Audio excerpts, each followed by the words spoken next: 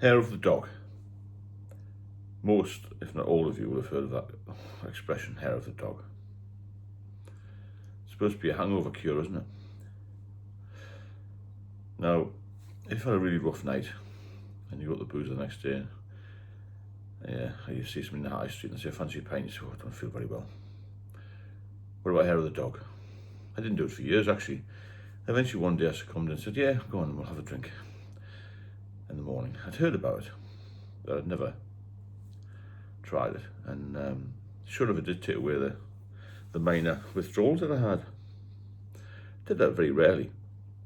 And then on holiday, a bit more relaxed, and you got a bit more time off work and stuff. So I just got out to Northern Italy quite a bit, and the bars were open early there. Sometimes you can feel a bit rough on the beach, kind of, it's a bit hot and whatnot, you know. I just have a pint early, hair of the dog, and you feel better, don't you?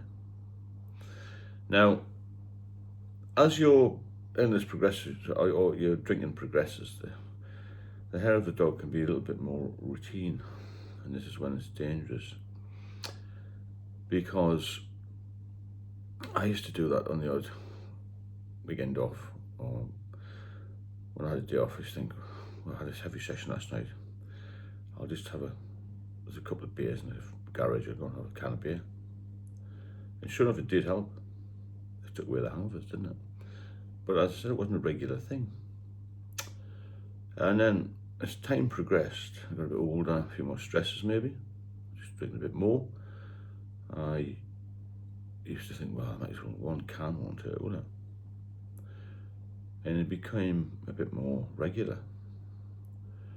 And when you get to the point of thinking, oh, I should have a hair of the dog, you resist most times, because you think you're going to get into real trouble when you're doing this. Because it does take the pain away, doesn't it? When you get to that level, you're thinking, well, things get a bit out of control. So what happens is, when you start to have this hair of the dog, as it's called, it becomes a bit more routine. And then you might be having one now and again, and then having a drink at night again. And you're starting to drink more than one night then. Not particularly heavily, but you don't want the pain of the hangover. I hated hangovers, I had terrible anxiety. I had minus shakes and that sort of thing when I was younger. I'm talking younger as in 30s, yeah, a lot older now, obviously. And then what happened was, I started thinking, well, one can won't hurt here and there, especially on my days off. And I got earlier and earlier to drinking. What you're doing then is you get very dangerous phase, I'd say, when you're topping up. That makes sense? You'll have all heard the phrase, because everyone in the pub will know who the very heavy drinkers are. If you've got a regular pub, and they'll say, oh, Dave there, Stevie, Paul, he's just topping up from the night before. And you can get into this dangerous phase of where you move from moderate to heavy drinker, and you start to become addicted, and you become physically dependent on it, and you start to have more of the hair of the dog because you've got such a bad hangover. And when you get to this top up stage, you really know you're in trouble, and you've got to try and do something about it, because it'll interfere with your work, your family, and your whole physical being, your mental well-being as well. But it does take the pain away. This is part of the addiction, you see. Nobody wants to feel the pain of a hangover. I used to speak to quite a lot of people who said they never had hangovers. I always had hangovers, even when I was younger. Not major, but I always felt a bit rough. And at one point I can't remember where I was abroad with my wife, because we didn't have many children for a long time, so I used to go abroad a lot. And I used to drink more. So I was away from work, away from my normal environment, so I was effectively having hair of the dog most days on holiday.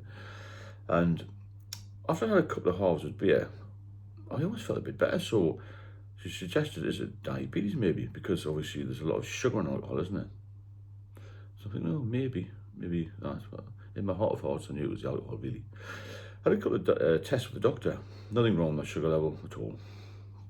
So that was later rest. So there wasn't the diabetes, it was just me being physically dependent on the alcohol. And when you're at that point and you're topping up, then you really need to get some help. Because from going from feeling a bit rough, having a few withdrawal symptoms, having the odd drink on holiday to perk yourself up a little bit,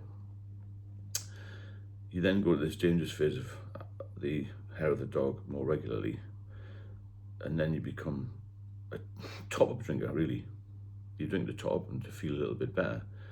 That's when you really need to seek help, because then you know in your own mind that you're physically dependent on it. And from then on, I spiraled out of control when I was physically dependent, and I did come off it a couple of times, but I relapsed, as you probably heard before, and that's a dangerous phase as well. So if you feel yourself having these withdrawals and you're just reaching for a can of beer, maybe that's been left over from the night before, or you start to panic because there's not much left in the fridge, you know that you're dependent, you know you've slipped into addiction, alcoholism, or active addictions I call it, and that's really dangerous. So I think it starts then. Nobody can put a date on it. Nobody can say, oh, on the 5th of January 1994 I became an alcoholic. It's impossible to do that. But it's a big, big warning sign. If you're getting up and thinking, even if you don't have one, you're thinking about it. It's a thought, isn't it? If I just have another beer, I wonder if I'll be all right. And I know people used to sneak drinks into work and things. I mean, I worked for a property company where I left the police, and lots of people I know went for a drink at lunchtime, just to get over the hangover feeling. It wasn't a social thing. And people used to nip in the bar at 11:30, have a couple of pints, come back. And, you'd be showing people around houses you've had a few drinks. It's crazy, isn't it, when you think about it? I'm not a drink and drive, because I used to just walk to the properties, but that's not the point, is it? If you're starting to think about in the morning, oh, I'm really rough when I got up, I can't function without a drink, and you get in the shower and you think, oh, I could just have half a lager or something. I never drank spirits, but I know people who drank spirits and would put it in, especially when water became bottled, a bottle of water, a tin of Fanta, or a bottle of Fanta, or Lucozade or something, and put a little bit of something in there, bit of vodka. I don't know why people choose vodka. I tried it, it doesn't do anything for me. I think it's because it's supposed to be odorless or something. But when you're reaching for the hair of the dog, you're in serious trouble. And from then on, most of the people I've spoken to, when they start this hair of the dog thing, it spirals out of control very, very quickly. So it goes from the odd holiday, drink and binge maybe, to starting to think about it a bit more regularly when you're off work, and then people start to do it when they're going to work.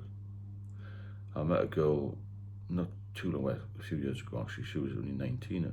I did go to the AA twice. That's when we went twice. She was 19 and she was a nanny, and she used to have a bottle of wine in the morning in the car when she was driving the children around. Fortunately, I think it was her parents who spotted this and got her some help. But it's very dangerous if you're starting to reach for the drink in the morning, or night time if you're night duty work or whatever. If you're starting to reach for a drink as soon as you wake up, then you're in bother, and you really have to look at yourself and think, wow, it's going to spiral out very quickly, and your life will come down faster than snow off a dike. You start to miss work, you start being sick, you start to feel terrible. You'll avoid going to the doctors for other ailments because you don't want them to know. You may have been to the doctors and you didn't get the help you needed or whatever. And just be aware of that, because when you're there, you're just about to fall off the edge of the cliff. And once you've fallen off the cliff, it's very difficult to get back. You've got to be very focused. You can do it. I'll help you do it. And you've got to be very careful what you're doing in life. You've got to be exercising, you've got to eat properly. Your whole life has to be taken over with, I'm going to be sober today. That's the message. I want to be sober today. And from then on, you build on that. I just want to be sober next week, and so on. And then you get your life back. That's what it's all about, getting your life back. You can't turn the clock back, but you wind it up again. That's the main message. If you benefit from the channel, please subscribe and share it, because I know there's a lot more people out there who've got alcohol issues than I ever imagined.